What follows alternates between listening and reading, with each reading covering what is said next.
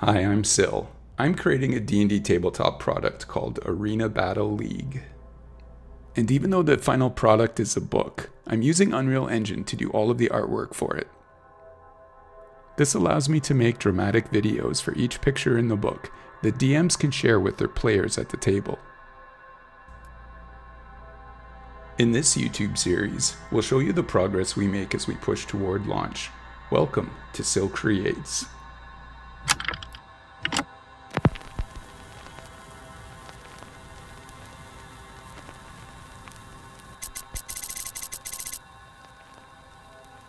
Chris moved overseas for work, and this year he invited me to visit him at his home in Spain for my birthday. I've only been overseas once in my life. I couldn't say no. Chris's condo is about half an hour from Malaga, and so we had to go visit the city where a castle sits upon the top of a hill called Gibraltar. Partway up the mountain is the Alcazaba of Malaga, a fortress that is connected to the castle on the top by a wall. It was beautiful. The architecture was amazing. Well worth the 130-meter climb to the top in the Spanish heat. Up at the top, we saw what looked like it might be a horse trough. It turned out to be a skylight to an underground chamber. After our challenging journey, we took a short rest back at Chris's condo. The produce in Spain is absolutely delicious, just full of flavor. After a long rest and my morning potion of alertness, we traveled to a city called Mies Pueblo. This might have been my favorite part of my journey to Spain. The city was just so magical somehow. It felt like I would imagine a proper D&D city or town would feel like, perched on the side of a mountain. Every alley led to an interesting courtyard or restaurant or food place. And then you would go around a corner and you're now at the edge of a cliff overlooking a vast landscape with magnificent views of the village. It was incredible.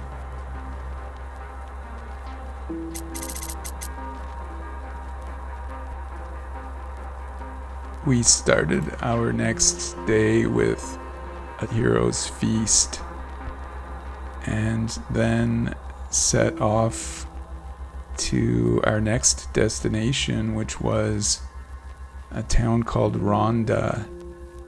It's just such a magnificent structure, a vast bridge built over a chasm that appears to cut a rocky mountain into, with a river that runs through. And this was another spot where we couldn't help but be setting up D&D encounters in an environment like that. Just imagine a dragon flying up from those chasms. It was incredible. The entire journey was incredible. I feel so fortunate that I was able to go on that journey, especially with my longest time friend, Chris.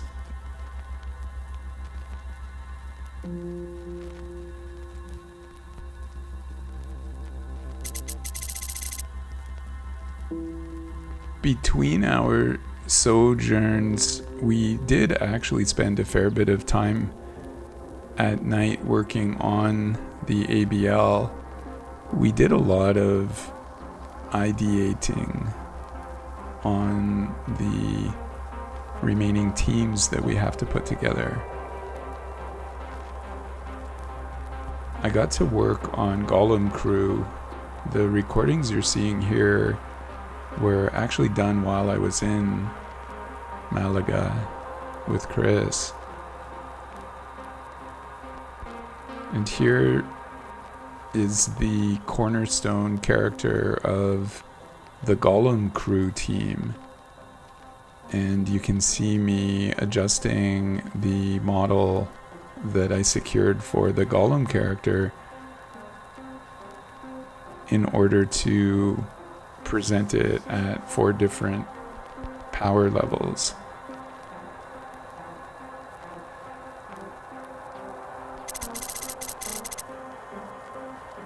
Unreal Engine never ceases to surprise me with the interesting ways that it can throw curveballs at you.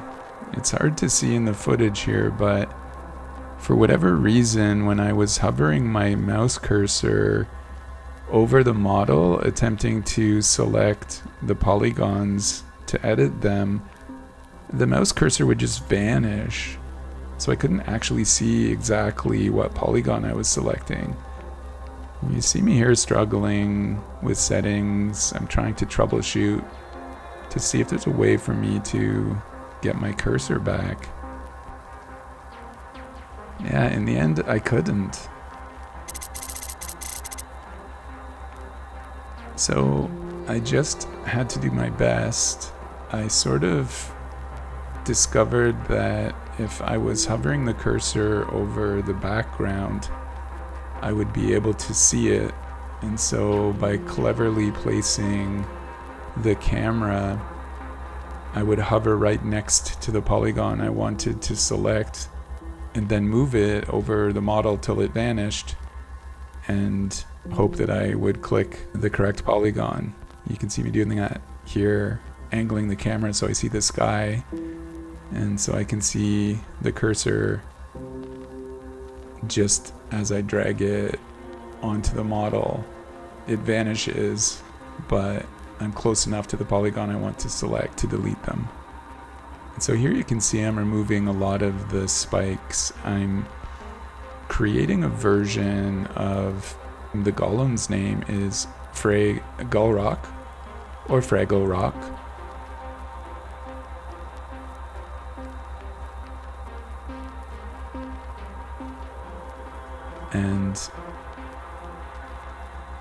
And in the end, I have 4 versions of it that I'm happy with.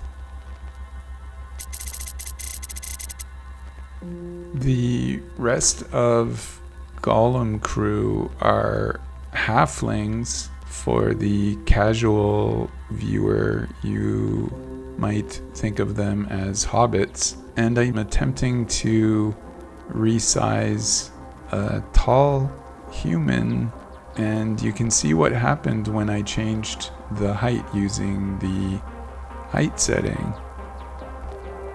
This is just one other instance of Unreal being just so strange. I mean, why would changing its height cause the entire anatomy to collapse like that? I really am baffled sometimes by the design decisions that the Epic team makes with a lot of the tools they create. And here I'm trying to fix the strange posture you see, but I can't find a setting that will do the trick. His little belly is sticking out at an odd angle. I couldn't seem to adjust the chest to bring it more forward or to move the center part of the torso back. There's an under chest setting that I think is related to the ribs. It's all very much a puzzle that you have to solve. And so you just kind of do your best in the end. This character is named Frosty Brewer. I wanted him to look a little thuggish. Not typical for a halfling, but should be fun for our team.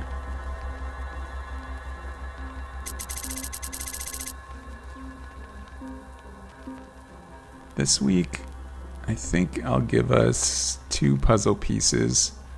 We made some really good progress. We're actually bringing one of the teams that we had decided to exclude in the first version, that is Slice and Dicers. We reviewed them and they're looking really good, so they're back on the roster. And Chris really powered through a lot of the design work on the teams. He's really ramping up. Yeah, 2 puzzle pieces in the team section this week.